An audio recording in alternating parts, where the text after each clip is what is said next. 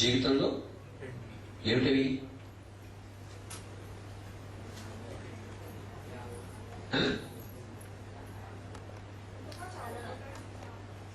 ఇంకా ఇంకా జీవితంలో రెండు ఉన్నాయి, చెప్పండి. అవుతున్నా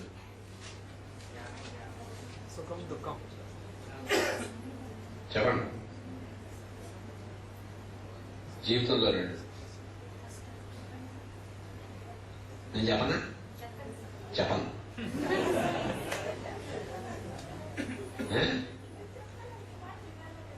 అయ్యా సరే చెప్పేస్తాను. జీవితంలో ఎన్ని ఉన్నాయి చెప్పేసి. జీవితంలో రెండు ఏమున్నాయంటే successes, failures. Yes or no? మీ జీవితంలో ఉన్న సంఘటనలన్నీ ప్రోగు చేయండి, రెండుగా డివైడ్ అవుతాయి. దేంట్లో మీరైతే సఫలత పొందారో, దేంట్లో అయితే మీరు అసఫలత పొందారు. Yes or no? ఓకే, ఇప్పుడు నాకు చెప్పండి, జీవితంలో దేంట్లో సఫలమయ్యారో దానివల్ల ఆత్మ ఎదుగుదల ఉందా, అసఫలత వల్ల ఆత్మ ఎదుగుదల ఉందా? చెప్పండి. చెప్పండి కూడా ఫెయిల్యూర్స్ అయితే అవునా కదా? అసఫలత వల్ల ఆత్మ యొక్క ఎదుగుదల ఎక్కువ ఉంది. Yes or no? సఫలత అయితే ఏమవుతుంది తెలుసా? కళ్ళు నటులు తిప్పుతాయి, ఆత్మ కింద తగ్గుతుంది. Yes or no? అసఫలత అయితే, ఫెయిల్యూర్ అయితే ఏమవుతుందంటే కళ్ళు ఇక్కడే ఉంటాయి, పైకి పోవు. పైకి ఏది పోతుంది? ఆత్మ పోతుంది.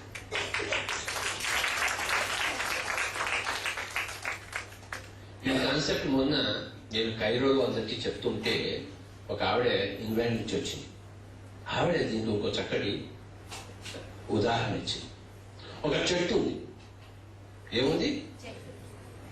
ఆ చెట్టుకి ఎన్నో కొమ్మలు ఉన్నాయి.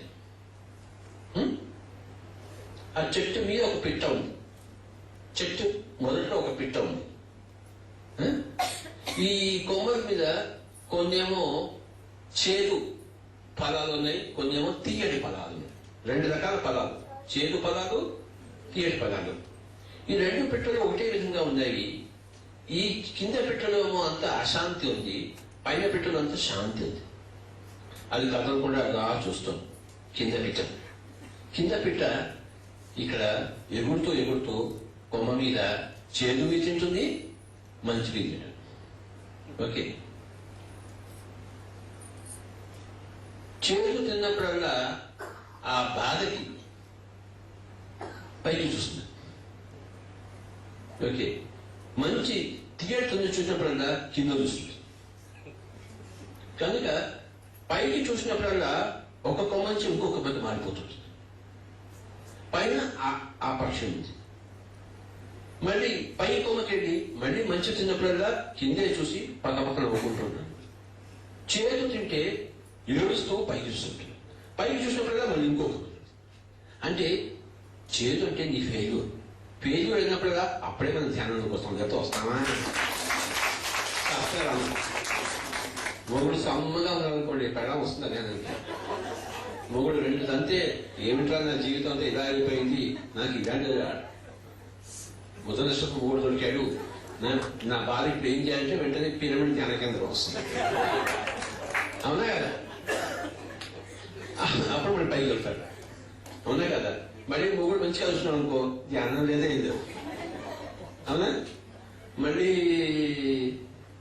ఇంకేదో వస్తుంది, అత్తగారు బట్టి మళ్ళీ ధ్యానంలోకి వస్తుంది. అంటే ఆ పిట్ట కొమ్మ ఎక్కుతూ పైకి వెళ్ళిపోయేసరికి అక్కడ ఒకటే పిట్టలు, రెండు పిట్టలు లేవు. అదే మనం పూర్ణాత్మ. బాగుందా కథ? ఇది ముండక ఉపనిషత్తులో తీసుకున్నది. ద్వా సుపర్ణ సయుజ సఖాయ సమానం వృక్షం పరిశస్వజాతే తయోరన్య పిప్పలం స్వాద్యతి అన్యో అనస్నన్ అభిచాకశీతి. కనుక మనిషి జీవితంలో రెండు ఉంటాయి. ఏమిటవి? Successes and failures. ఈ రెండిట్లో ఏది మన ఎక్కువ ఆత్మ పురోగతికి దోహదకారి? కనుకనే వచ్చే జీవుడు ఎప్పుడు నా జీవితంలో ఎక్కువ ఫెయిల్యూర్స్ ఉండాలని ప్లాన్ చేసుకుంటాడు. అవునా? కనుక చెప్పాలనుకుంటాను మన జీవితంలో ఫెయిల్యూర్స్ ఉంటాయి.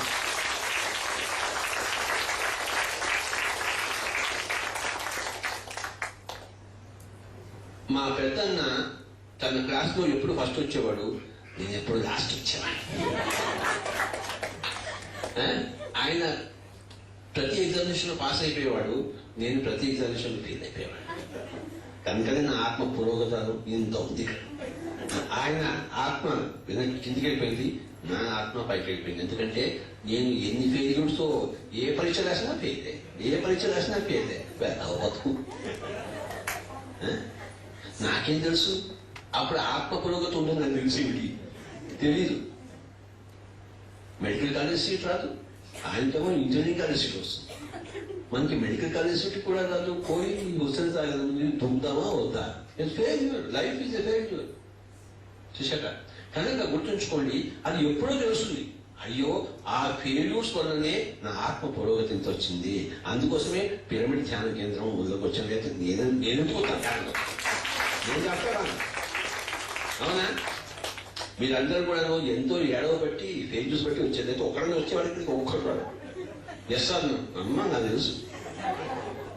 సక్సెస్ వస్తే కొమ్ములు ఎక్కుతాయి మనకి. అవునా? కనుక జీవితంలో రెండు ఉన్నాయి. ఏమిటివి? Successful failures. ఓకే, ఇక్కడ అబ్బాయి ఉన్నాడు, ఇక్కడ అబ్బాయి ఉన్నాడు, ఇద్దరు అబ్బాయిలు ఉన్నారు. ఈ అబ్బాయికి 30 ఫెయిల్యూర్స్ 30 సక్సెస్ ఉన్నాయనుకోండి, 30 + 30. ఓకే, ఈ అబ్బాయికి 60 ఫెయిల్యూర్స్ 30 సక్సెస్ ఉన్నాయనుకోండి. ఇద్దరిలో ఎవరు ఆత్మ పురోగతి ఎక్కువ ఉంటుంది? 60. అవునా కదా? 30 + 30 ఇక్కడ 60 + 30, 60 ఫెయిల్యూర్స్ 30. ఒక్కొక్క చోట ఓడిపోతే కొద్దీ మనిషిలో పేషెన్స్, సహనము, క్షమ, దయ, ఎటు అన్ని వచ్చేస్తుంటాయి. అవునా?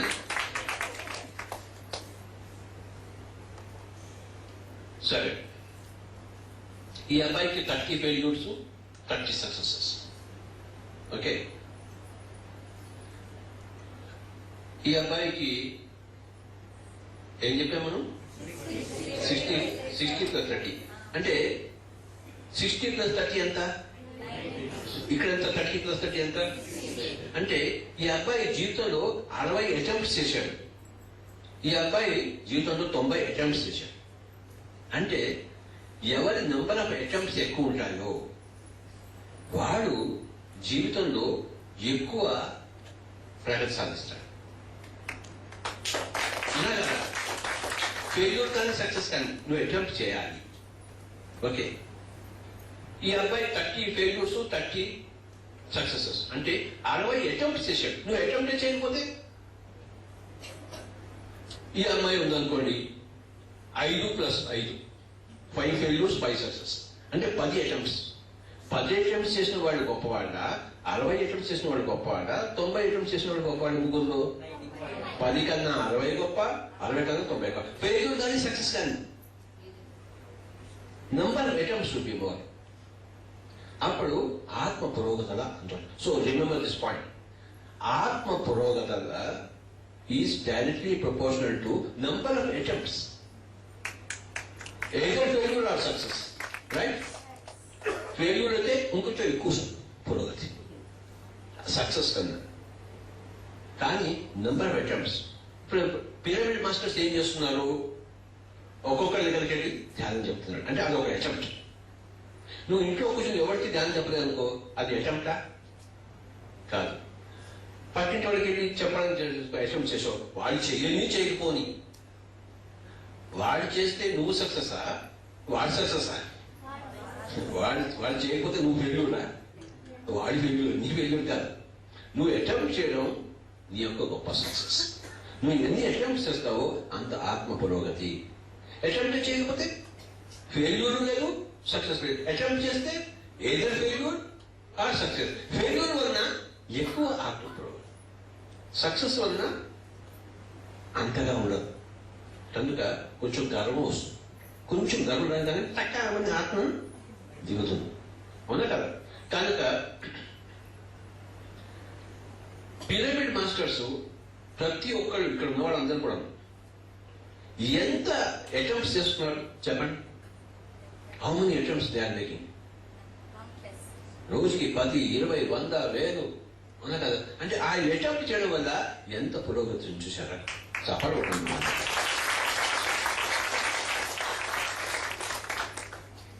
అంతకుముందు ఏంటి? ధ్యానం మనం చేయడమే కష్టం, మనకి వచ్చినా ఇంకోటికి అసలే రాదు, వాళ్ళు చెప్పడం కష్టం. ఇప్పుడు ఏం చెప్తాం? అరే బాబు ఎవరైనా చేయొచ్చు, ఈజీగా వచ్చేస్తుంది చెప్పడం వల్ల ఆ అటెంప్ట్ వల్ల ఏమవుతుందంటే మనం ఎంతో ఆత్మ పురోగతి సాధిస్తున్నాం బై అటెంప్టింగ్. ఓకే, నా ఆత్మ బోల్డ్ ఇంత పురోగమనం చెందింది. ఎందుకు చెందింది? నేను అటెంప్ట్ చేస్తాను. కనపడిన ప్రతి వారికి నేను ధ్యానం చేస్తాను. అవునా కదా? ఇలా 30 సంవత్సరాలు ఎన్ని లక్షల మంది నేను అటెంప్ట్ చేస్తుంటాను. అవునా కదా? అంటే అంత గొప్ప పురోగతి నాకు ఉంది. ఈ అమ్మాయి 5+5 అయితే, ఈ అబ్బాయి 30+30 అయితే, ఈ అబ్బాయి 60+30 అయితే నాకు 1,00,000+1,00,000 అనుకోండి. అంటే ఎంత పురోగతి ఉంది. అవునా కదా? కనుక గుర్తుంచుకోండి, నెంబర్ ఆఫ్ అటెంప్ట్స్ గాడ్. కనుక ఆ కిటుకు సాధించి ఈ అబ్బాయి ఏం చేశాడంటే 97 నుంచి పొలోమని తిరుగుతూ చెప్తూనే ఉన్నాడు. ఎందుకంటే నేను ఎంత చెప్తానో అంత నాకు ఆత్మ పురోగతి ఉంటుంది. Number of attempts. అక్కడ వాళ్ళు ఫెయిల్ అయ్యాడా పాస్ అయ్యడం సంబంధం లేదు. నేను కూడా చెప్పడంలో ఫెయిల్ అయ్యాను పాస్ అయినా అది కూడా సంబంధం. అటెంప్ట్ చేయాలి. నేను వాడికి సరిగ్గా చెప్పగలిగానా లేదా, సక్సెస్ ఆ ఫెయిల్యూరా ఏమి కాదు, attempt. Number of attempts. Your ఆత్మ పురోగతి is directly proportional to the number of attempts you make. గాజులు తొడుక్కుని ఇంట్లో కూర్చున్నాం అనుకోండి, అప్పుడేమవుతున్నాయి? అటెంప్ట్స్ ఉన్నాయా? అటెంప్ట్ లేకపోతే ఏమి లేదు. కనుక గుర్తుంచుకోండి, అటెంప్ట్స్.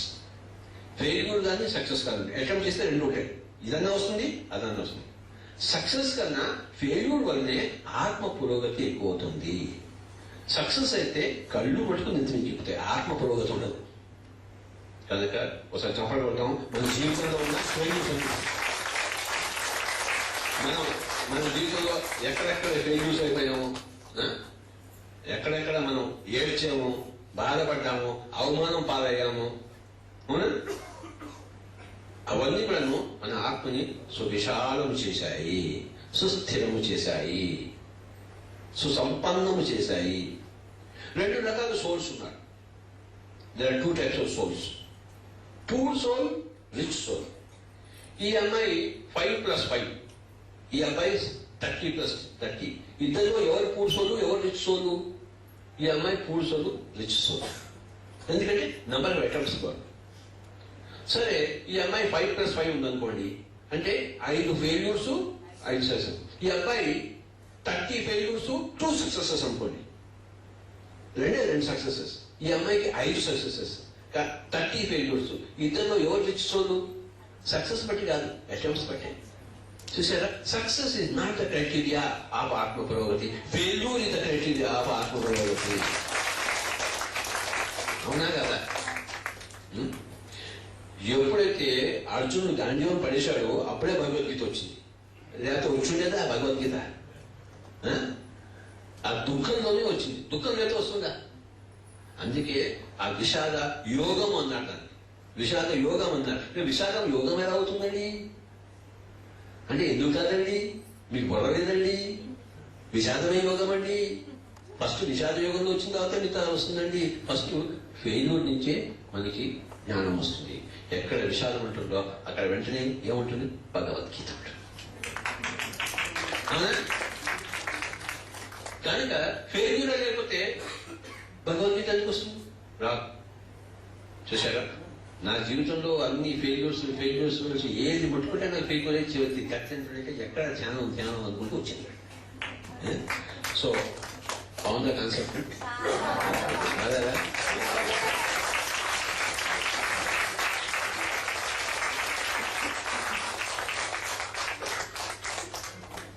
అందుకే ఏమన్నాడంటే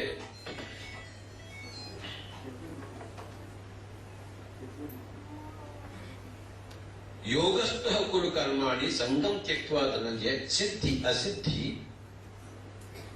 అసిద్ధి రెండు వస్తాయి. సిద్ధి అంటే సక్సెస్, అసిద్ధి అంటే ఫెయిల్యూర్. ఓకే, ఈ రెండింటిని సమంగా చూడమంటారు. అంటే ఏంటి? ఈ రెండు కూడాను సక్సెస్ అయితే మెటీరియల్ వెల్ఫేర్, ఫెయిల్యూర్ అయితే స్పిరిచువల్ వెల్ఫేర్. అవునా కదా? Yes or no?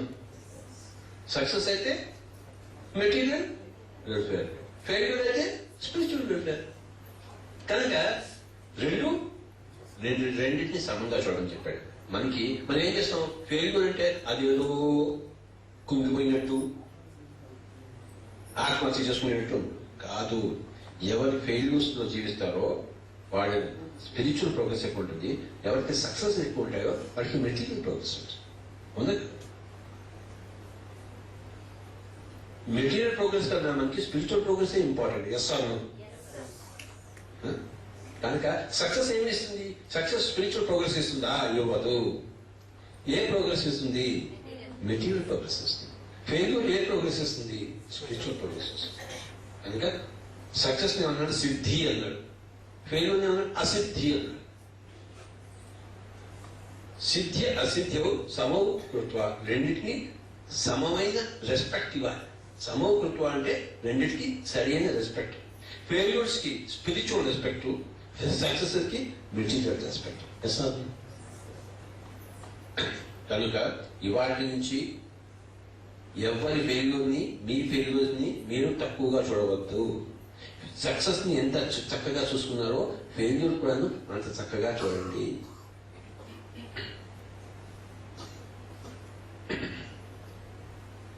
దేనికి అటాచ్ కాకూడదు. మళ్ళీ మెటీరియల్ సక్సెస్ కి అటాచ్ కాకూడదు, స్పిరిచువల్ సక్సెస్ కి అటాచ్ కాకూడదు.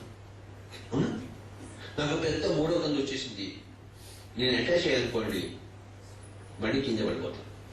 నేను ప్రైవేట్ అయ్యాలనుకోండి, అటాచ్ అయిపోయానుకోండి మళ్ళీ కింద పడతాను. అవునా కదా? నేను ఎంత పెద్ద గురువు అయిపోయాను కదా, గొప్పవాడిని కదా, నేను ఎంతో ఇంతమంది ఇక్కడికి వస్తారు కదా, అవునా, ఇంత పెద్ద గంట ఉంది కదా, అటాచ్మెంట్ ఉంటాడు, పడిపోతాం.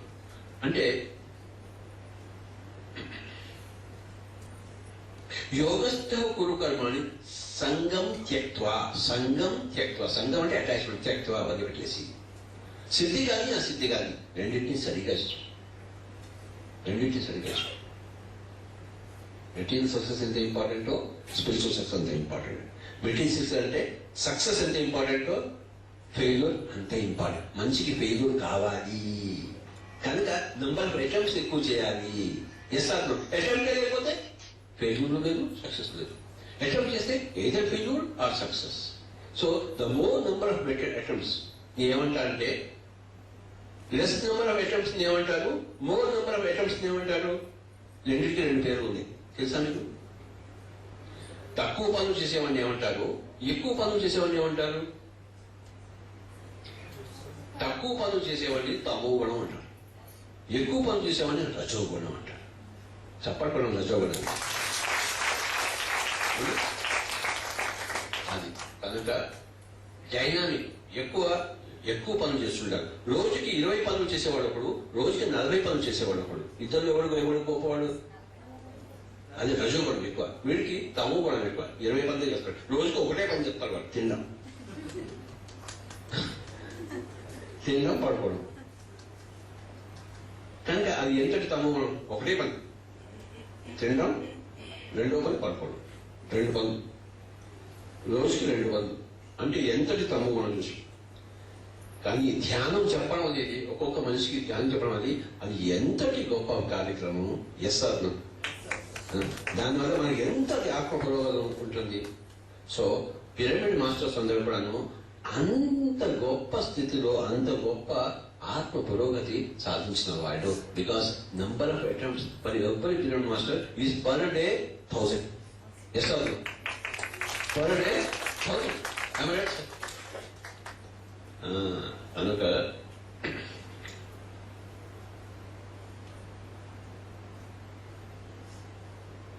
we should keep on increasing our attempts. We should keep on increasing our rajogul. అందుకే చెప్పారు, చక్కగా చెప్పారు ప్రేమనాథ్ గారు. అరే రాత్రంతా ధ్యానము, స్వాధ్యాయం, సత్యం సంగతి పొద్దునంతా ధ్యాన ప్రచారం చేయండి చెప్పాడు. అవునా కదా?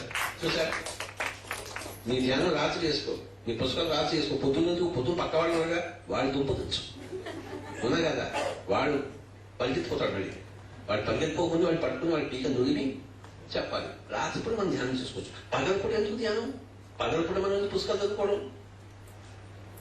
అవునా కదా? సో రాత్రి పూట ధ్యాన సాధన చేసి పగలపూట స్వచ్ఛంద సాంగత్యం, ధ్యాన ప్రచారం. ఇది చాలా చక్కగా ప్రేమనాథ్ గారు చెప్పారు. ఆయనకి బాగా తెలుసు. అవునా కదా? ఆయనకి తెలిసినంత ఎవరికి తెలియదు. ప్రసాద్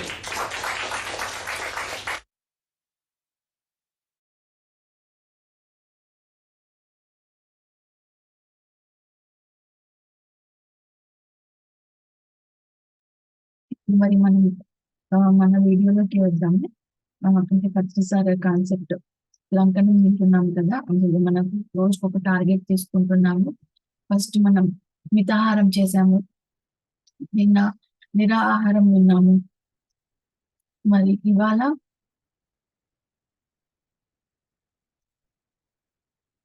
వచ్చేసి మరి సార్ ఏం లంకనం చెప్తున్నారో అది విందాం. 2 వీడియోస్ ఉన్నాయి. సో 5 నిమిషాలు 5 నిమిషాలు అట్లా. సో విందాం. విని మనము ఇన్స్పైర్ అవ్వి స్ఫూర్తిని తీసుకుని అది ఆచరణలోకి తీసుకొద్దాం.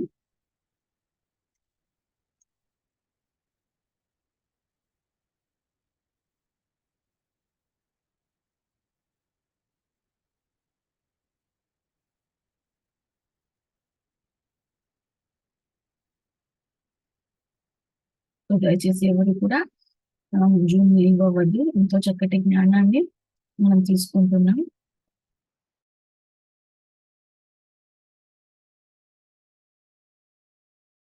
అలాగే స్క్రీన్స్ ని చూస్తూ ఉండండి, ఈ వీడియోలు కూడా వస్తాయి.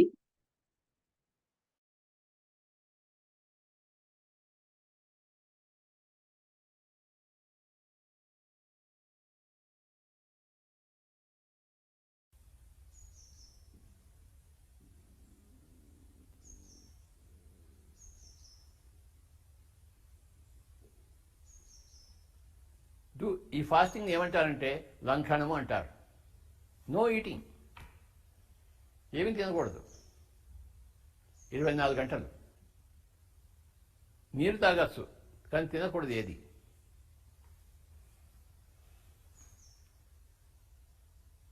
ఇక్కడ అయిపోయాయి 3 పాయింట్లు, మళ్ళీ ఇక్కడ వచ్చాయి 3 పాయింట్లు. మనస వాచ కర్మణ 3 ఉన్నాయి. కర్మణ అంటే మనకి తినే భోజనం, వాచ అంటే మన వాక్కు, మాట్లాడే వాక్కు, మనసు అంటే ఇక్కడ మనసులో. ఇక్కడ 3 పాయింట్లు, మనస 3 పాయింట్లు, వాచ 3 పాయింట్లు, కర్మణ 3 పాయింట్లు. ఇక్కడ ఏం 3 పాయింట్లు ఉన్నాయి? యుక్త భాషణము, మిత భాషణము, నిర్భాషణం. యుక్త భాషణము, మిత భాషణము, నిర్భాషణము.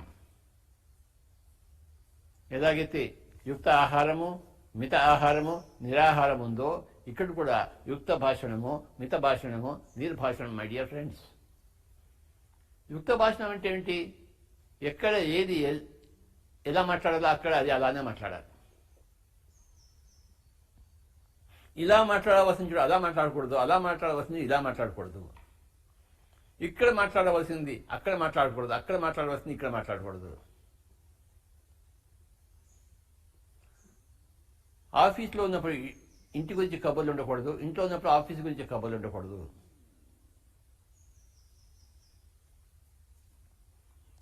ఆఫీస్లో ఉంటే ఆఫీస్ గురించే కబుర్లు ఉండాలి, మాటలు ఉండాలి. ఇంట్లో ఉంటే ఇంటి గురించే కబుర్లు ఉండాలి, మాటలు ఉండాలి. అక్కడ మాటలు ఇక్కడ, ఇక్కడ మాటలు అక్కడ ఉండకూడదు. అది అయుక్తము.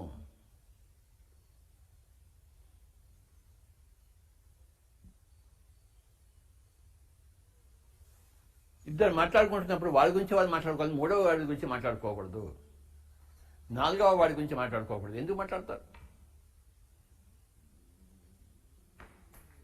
అది అయుక్తం కదా, అది పనికిరాంది కదా, యుక్తం కానిది కదా. నోరు విప్పితే యుక్త భాషణమే ఉండాలి. ఆ యుక్త భాషణ కాదు కాబట్టి నోరు పుస్తకం కూర్చోవాలి.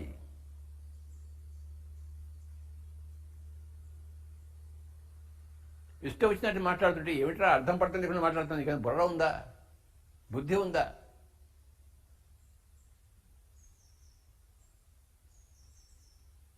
ఆ పిచ్చి మాటలేంటి, ఆ వెర్రి మాటలేంటి అంటారు. ఆ అయుక్తమైన భాషణం ఏమిటి? కనుక యుక్త భాషణం ఉండాలి. సరే, సరైన మాటే మాట్లాడతాము, మాట్లాడుతూనే ఉంటాం. ఏంటి పక్కవాడికి ఛాన్స్ ఇవ్వకుండా, పక్కవాడి మాటలు వినకుండా, నో నో నో, మన పాయింట్ క్లుప్తంగా పెట్టి మళ్ళీ నోరు ముందు కూర్చోవాలి. మన భాషణంలో క్లుప్తత ఉండాలి, బ్రెవిటీ ఉండాలి, స్పష్టత ఉండాలి, క్లుప్తత ఉండాలి.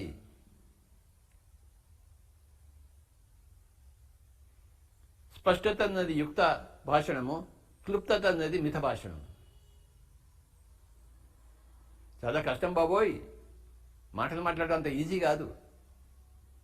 వీణ వాయించడం ఈజీ ఏంటి, ఎంతో సాధన చేస్తే కానీ వీణ వాయించడం రాదు. మాట్లాడటం సులభం ఏంటి, ఎంతో సాధన చేస్తే కానీ మాటలు సరిగ్గా రావు, యుక్తంగా రావు, మితంగా రావు. ఎంతో సాధన చేయాల్సి వస్తుంది. ఒక వీణ నుంచి సుస్వరం తీయాలంటే, ఒక నోట్ల నుంచి సుస్వరం తీయాలంటే, సరైన స్వరం తీయాలంటే, సరైన మాట తీయాలంటే, సరైన వాక్ తీయాలంటే, రామచంద్ర ఎంత కష్టమో. అది లక్ష్యంగా పెట్టుకుని సాధన చేయాలి. నా నోట్ల నుంచి సరైన మాటలే రావాలి, స్పష్టంగానూ రావాలి, క్లుప్తంగానూ రావాలి, సత్యంతో కూడుకుని ఉండాలి, స్పష్టతలో ఉండాలి, సత్యతతో, స్పష్టతతో, క్లుప్తతతో కూడి ఉండాలి నా మాటలు. లేకపోతే మాటల పెదవి నుంచి బయటికి రాకూడదు. సత్యత, స్పష్టత, క్లుప్తత మాటలలో.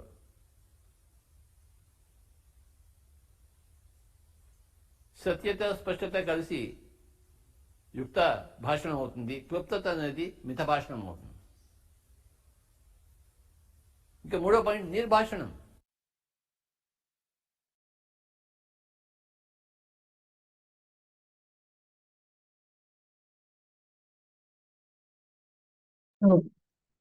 ఇంకొక చిన్న వీడియో ఉంది, దానికి వెళ్ళే ముందు సో ఇక్కడ మనము ఇవాళ మన హోంవర్క్, ఇవాళ మన ఛాలెంజ్ వచ్చేసి యుక్త భాషణము, మిత భాషణము.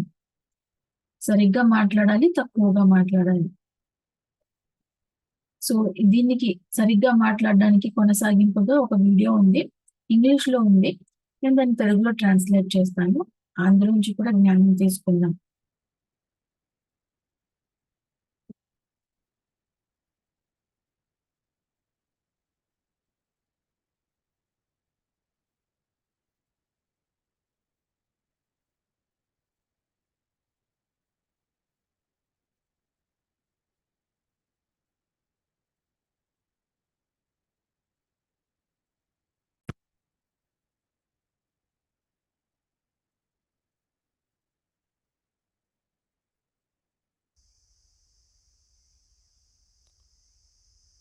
When you open your mouth to speak, you must speak perfectly, cogently, succinctly, briefly, to the point. ఈ వీడియో వచ్చేసి బుద్ధ పూర్ణిమ టైంలో సార్ మాట గురించి చెప్పారు. దానికన్నా ముందు ఈ కాన్సెప్ట్ వచ్చేసి బుద్ధి. బుద్ధి అంటే ఏంటి అంటే, బుద్ధిలో రెండు భాగాలు ఉన్నాయి. ఒకటి కామన్ సెన్స్, ఇంకోటి జ్ఞానము. బుద్ధి ఉందా లేదా అని అనుకుంటాం ఎవరికైనా ఏమైనా చేస్తే. అంటే కనీస ఇంగిత జ్ఞానం. బుద్ధిలో రెండు భాగాలు ఉన్నాయి. ఒకటి కనీస ఇంగిత జ్ఞానము, రెండవది ఆత్మజ్ఞానము. సో ఇక్కడ కనీస ఇంగిత జ్ఞానం ఫస్ట్ మాట. మనము మాట్లాడేటప్పుడు మన మాట ఎలా ఉండాలి అని సార్ ఇక్కడ చెప్తున్నారు. The thing is called as Buddhahood. You must speak perfectly, cogently, succinctly, briefly, to so మనం ఎలా మాట్లాడాలి అంటే పర్ఫెక్ట్ గా, మృదువుగా, టు ద ఏం చెప్పాలనుకుంటున్నామో సూటిగా అదే చెప్పాలి. డొంక తిరుగులుగా అటు ఇటుగా చెప్పకూడదు. ఇదంతా యుక్త భాషణం కిందకు వస్తుంది. the point, never straying away from the point. So మనము మాట్లాడుతూ చెప్పాల్సిన బదులు ఇంకొక పాయింట్ చెప్పేస్తాం. ఏదో ఒకటి చెప్పాలనుకుంటుంటాం, కానీ ఆ పాయింట్ నుంచి పక్కదారి వెళ్ళిపోతాం.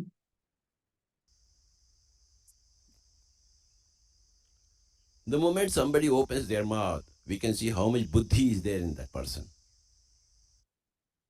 ఒక వ్యక్తి నోరు విప్పినప్పుడు ఆ వ్యక్తి దగ్గర ఎంత బుద్ధి ఉంది అనేది మనకు తెలుస్తుంది.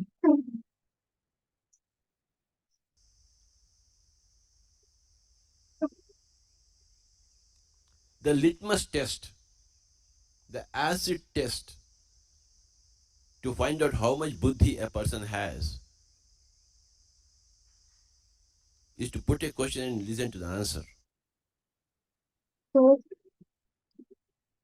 కెమిస్ట్రీ మన కాలేజీలోకి అయితే కెమిస్ట్రీలో ఒకటి లిట్మస్ టెస్ట్ అనేది ఉంటుంది. అంటే ఏం లేదు, ఒక పేపర్ ని ఒక నీళ్ళ లాంటి దాంట్లో ముంచితే అది ఎంత యాసిడ్, ఎంత బేస్ అది చెప్తుంది అనమాట.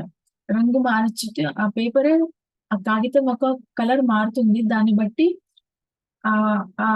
ఆ లిక్విడ్ ఎంత స్ట్రాంగ్ గా ఉంది, యాసిడ్ గా ఉందా, న్యూట్రల్ గా ఉందా, లేకపోతే బేస్ గా ఉందా అనేది మనకు తెలుస్తుంది.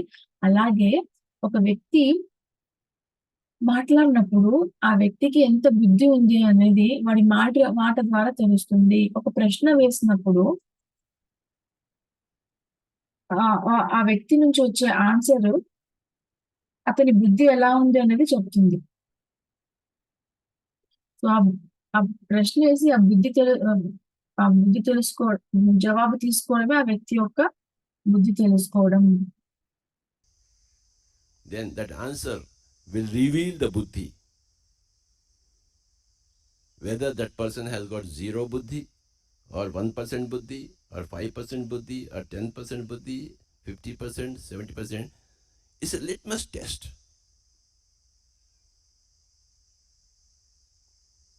So, whenever I speak to persons, whenever I listen to their answers or reactions, then immediately I see the barometer and where the buddhi is in the barometer.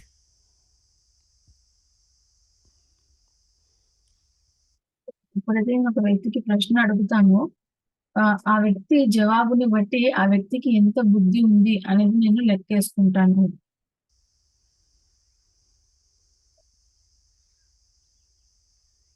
When you don't know, you must say, I don't know. So మనకు తెలియదు అన్నప్పుడు మనకు తెలియదు అని నిర్మమాటంగా చెప్పాలి. దాన్ని కూడా ఏదో తెలిసినట్టు అలా నటించకూడదు. ఎవరైనా మనం నచ్చేది అడిగారు అనుకోండి, ఈ రూట్ ఎక్కడుంది, లేకపోతే ఈ వస్తువు ఎక్కడుంది, ఇది అంటే ఏంటి, ఏది అడిగినా మనకు తెలిస్తే తెలుసు అని చెప్పాలి, లేదంటే నాకు తెలియదు అని చెప్పాలి.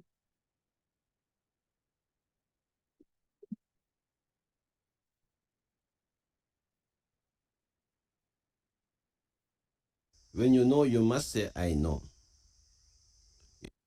తెలిసినప్పుడు తెలుసు అని చెప్పాలి.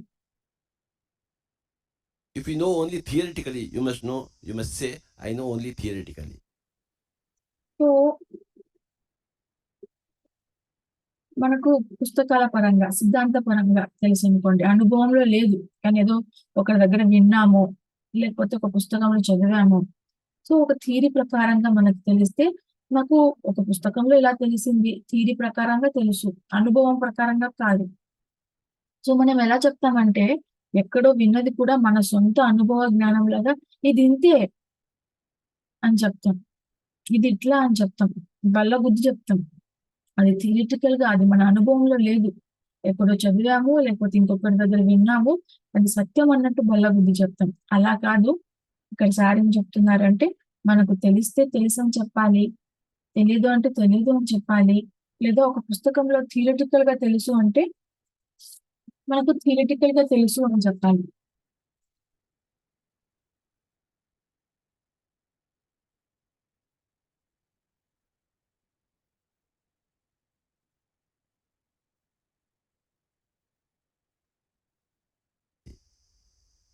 And if you know with experience, with anubhava, you must say, I know it through my experience.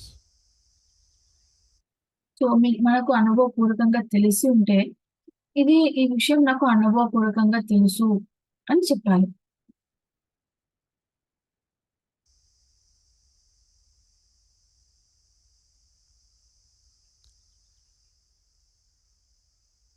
When somebody has said it and you have heard so, you must say, I have heard so, that's all. So, ఒకరు చెప్పారు, మనం విన్నాము. అది ఇంకొకరికి చెప్పేటప్పుడు నేను ఒక చోట విన్నాను అని చెప్పాలి.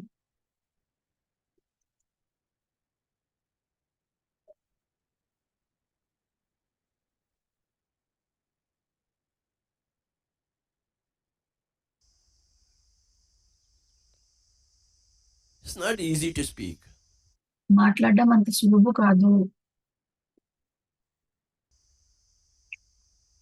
Supposing you have never touched sitar, never even dreamt of sitar, playing sitar, and somebody gives you a sitar, you think, I will play sitar, you are stupid. Similarly, ఇప్పుడు మనకు ఒక సంగీత వాయిద్యం రాదు. ఎప్పుడు నేర్చుకోలేదు, చూడలేదు. ఒకరొచ్చి మనకు సితార్ ఇచ్చి వాయించు అంటే నేను వాయిస్తాను అని వాయించామనుకోండి, అది మూర్ఖత. మనం నేర్చుకోలేదు, ఎలా వాయిస్తాము? if you have not done meditation, if you have not activated your third eye, if you are not into sahasrara, if you are not into other dimensions, you cannot open your mouth in this dimension perfectly. Sir ఇక్కడ ఏమంటున్నారంటే, నువ్వు Dhyani కాకపోయుంటే, third I మూడో కన్ను తెరుచుకోకపోయుంటే, సహస్రార స్థితికి reach అవ్వకపోయుంటే, Meditation, if you are not activated your third eye, if you are not into sahasrara, if you are not into other dimensions, you cannot open your mouth in this dimension. So మనము ధ్యానం చేసి ఉండకపోతే, మూడో కన్ను తెరుచుకుని ఉండకపోతే, సహస్రార స్థితికి, ఏడవ చక్ర స్థితికి చేరుకోకపోయి ఉంటే, అదర్ డైమెన్షన్స్ కు అంటే ఉన్నత లోకాలకు రీచ్ అవ్వకపోయింటే, ఈ లోకంలో ఇక్కడ నోరు సరిగ్గా తెరవము. అంటే ధ్యానం లేకుండా, జ్ఞానం లేకుండా, ఉన్నత స్థితి లేకుండా ఇక్కడ మనం నోరు సరిగ్గా తెరవము.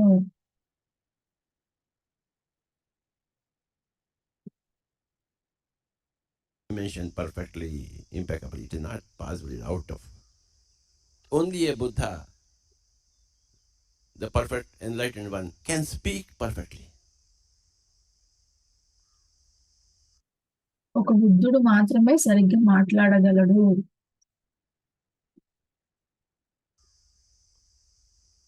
Your speech reveals yourself. I cannot catch your thoughts, but I can.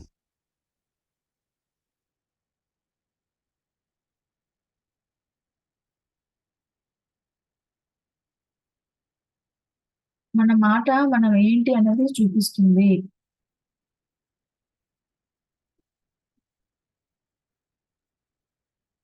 నీ ఆలోచనలు నాకు తెలియవు.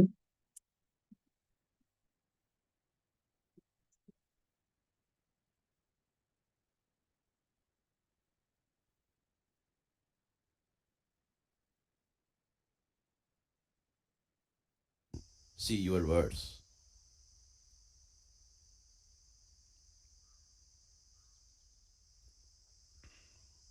Deeds you cannot understand. Thoughts are too ethereal. నీ పనులు అర్థం కావు. మీ ఆలోచనలు తెలియవు. But the words are beautiful measures. Between the thoughts and the deeds, the middle is words. ఆలోచనలకు పనుల I said only మధ్యలో 5 minutes. Middle path, how you speak. Beautiful measures. So మన ఆలోచనల మన పనుల మధ్యలో సరిగ్గా ఉండేది మన మాట. ఆలోచనలు మనకు తెలియవు, పనులు మనకు అర్థం కావు, కానీ మాట అన్నది సరైన కొలమానము. మనకెంత బుద్ధి ఉంది అనేది దాని ద్వారానే తెలుస్తుంది. Between the thoughts and the deeds, the middle is words. That middle path, how you speak. Yesterday I gave mic to some person, he went on speaking. I said only 5 minutes. He went on speaking for 10 minutes. All fine. Nice things only he's speaking. But no.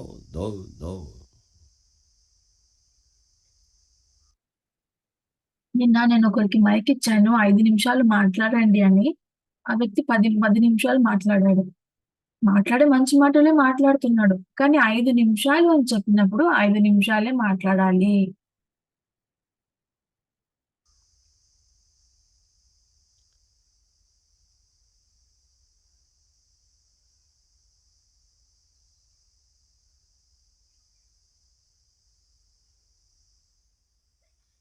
In the Pyramid Spiritual Society's movement,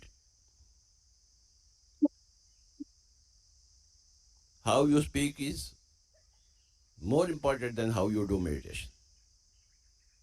pyramid సొసైటీలో నువ్వు ఎలా ధ్యానం చేస్తావు అన్నదానికన్నా ఎలా మాట్లాడతావు అన్నది చాలా ముఖ్యమైనది.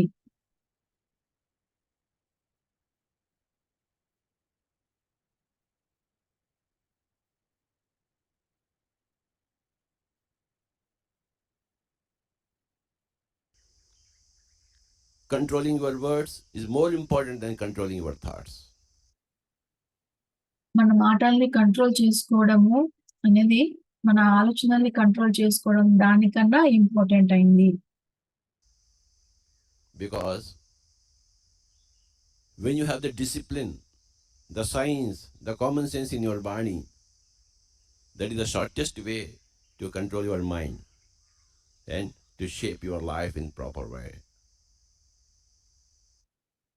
ఎప్పుడైతే మన మాటల్లో క్రమశిక్షణ ఉంటుందో,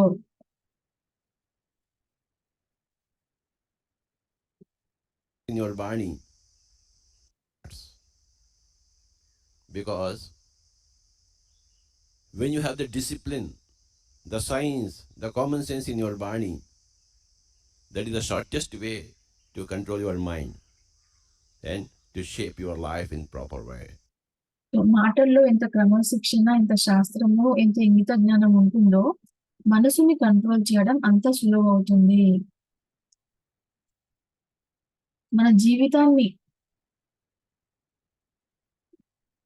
The science, the common sense in your body, that is the shortest way to control your mind and to shape your life in proper way.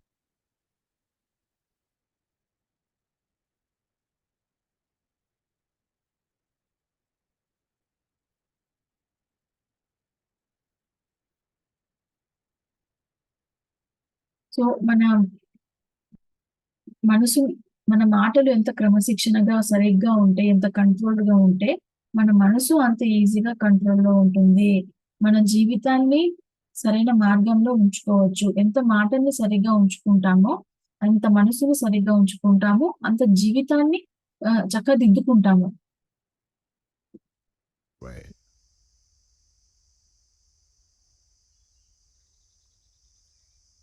बार बार मुझे समझाना ही पड़ता है.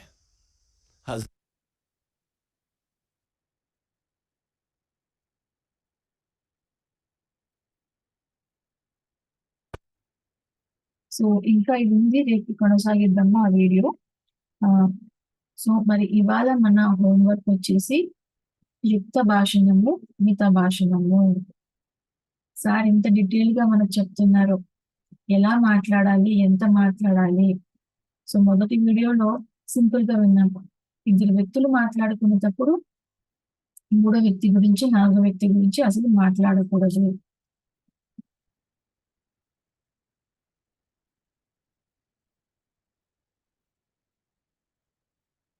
సో మరి ఆ, ఈ మిత భాషను మనకి ఏం చెప్తుందంటే ఎలా మాట్లాడాలి, ఎంత మాట్లాడాలి, ఎక్కడ మాట్లాడాలి, సరైన మాట స్పష్టంగా, సత్యంగా, క్లుప్తంగా ఉండాలి.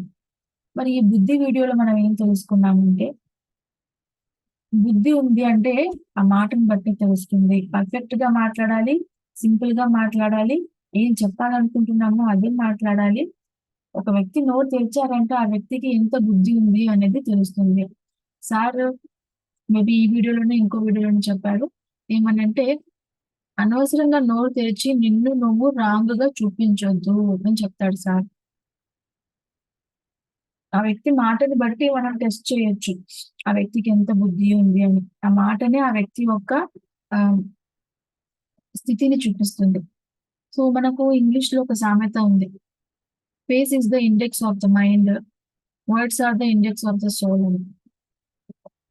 అంటే ముఖాన్ని చూసి మనసు స్థితిని చెప్పొచ్చు. ఆనందంగా ఉన్నాడా, దుఃఖంగా ఉన్నాడా, ఫేస్ చెప్తుంది. అలాగే ఆ మాటను బట్టి ఆ ఆత్మస్థితి తెలుస్తుంది. అనవసరంగా తప్పుగా నోరు తెరిచి నీ ఆత్మస్థితిని తప్పుగా చూపించొద్దు అని చెప్తాడు సార్. మనకు తెలియకపోతే తెలియదు అని చెప్పాలి, తెలిస్తే తెలుసు అని చెప్పాలి. థియరిటికల్ గా అంటే పుస్తక పరంగానో ఒక చోట విన్నాము, థియరీ పరంగా తెలుసు అయితే నాకు థియరీ పరంగా తెలుసు, ఇది ఒక చోట తెలిసింది అని చెప్పాలి. అనుభవపూర్వకంగా మనం తెలుసుకుంటే నా అనుభవం ప్రకారం నాకు ఇట్లా అనిపించింది, నా అనుభవంలో నేను ఇది తెలుసుకున్నాను, నాకు ఇట్లా అనిపించింది అని చెప్పాలి. మనము మన అనుభవమే కరెక్ట్, నీకు ఇప్పుడు ఒకరికి కష్టం వచ్చి ఉంటుంది, మన అనుభవమే తీసుకుని నాకు ఇలాంటి కష్టమే వచ్చింది నీకు అదే ఉంటుంది అని మనం రుద్దకూడదు. నా అనుభవంలో ఇది తెలుసుకున్నాను, నీ అనుభవంలో ఏమైనా ఉంటుంది ఇలాంటిది, ఇంకేదైనా ఇదైనా ఉండొచ్చు, ఇంకేదైనా ఉండొచ్చు. మనకు తెలిసిందే సత్యం అని బల్ల గుద్దకూడదు. ఒక చోట వింటే మనం ఒక చోట విన్నాము అని చెప్పాలి. నేను ఒక క్లాస్ లో విన్నాను అని ఇట్లా చెప్పాలి. మనకు ఇప్పుడు ఒక సంగీత వాయిద్యం ఇచ్చారు, సితారో, ఫ్లూటో, తబలా ఏదో ఒకటి ఇచ్చారు. ఇస్తే మనం వాయిస్తామా? ఒక ఫ్లూట్ ఇస్తే మనం వాయించగలమా? లేదు. మనం నేర్చుకోలేదు కాబట్టి మనకు రాదు. అలాగే మనం ఎంత ధ్యాని అయితే, ఎంత మూడో కన్ను తెరుచుకుని ఉంటే, ఎంత సహస్రార స్థితికి రీచ్ అయి ఉంటే, ఎంత ఉన్నత లోకాల స్థితికి రీచ్ అయి ఉంటే అప్పుడు ఈ లోకంలో నోరు సరిగ్గా తెరుస్తాము. బుద్ధుడు ఎవరు అంటే ఎవరైతే సరిగ్గా మాట్లాడతాడో వాడే బుద్ధుడు.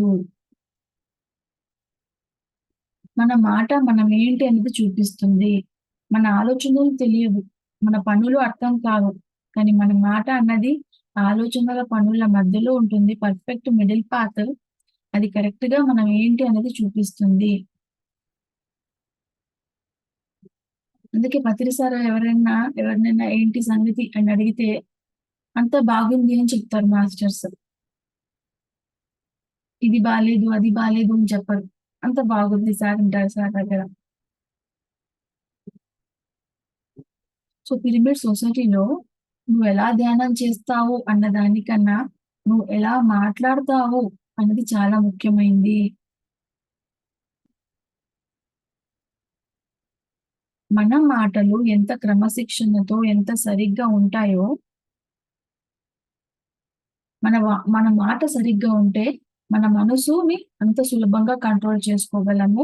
మన జీవితాన్ని అంత చక్కగా సరిదిద్దుకోగలము.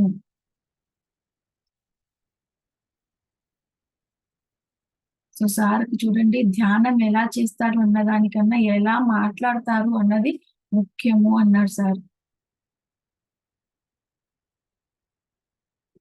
సో మనం ఈ హోంవర్క్ ని ఒక 2-3 రోజులు తీసుకుందాము. ఎలా మాట్లాడతాం, ఏం మాట్లాడతాం, ఎందుకు మాట్లాడతాం, ప్రశ్నకు తగ్గ జవాబు ఇద్దాం. అడిగిన దానికి ఒక ఒక ఒక ఒక లైన్ చెప్పేద్దాం.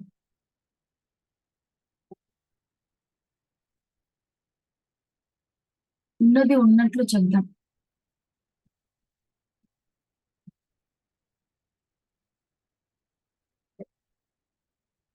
తెలిస్తే తెలుసు అని చెప్దాం. తెలియకపోతే తెలీదు అని చెప్దాం. మనము ఇంకొకరి కోసం నటించే అవసరం లేదు. ఇంకొకరు మన గురించి ఏమనుకుంటున్నారో మనకు అవసరం లేదు. మన అంతరాత్మ సాక్షిగా మనం కరెక్ట్ ఉన్నామా? మన అంతరాత్మకు మనం కరెక్ట్ ఉంటే చాలు.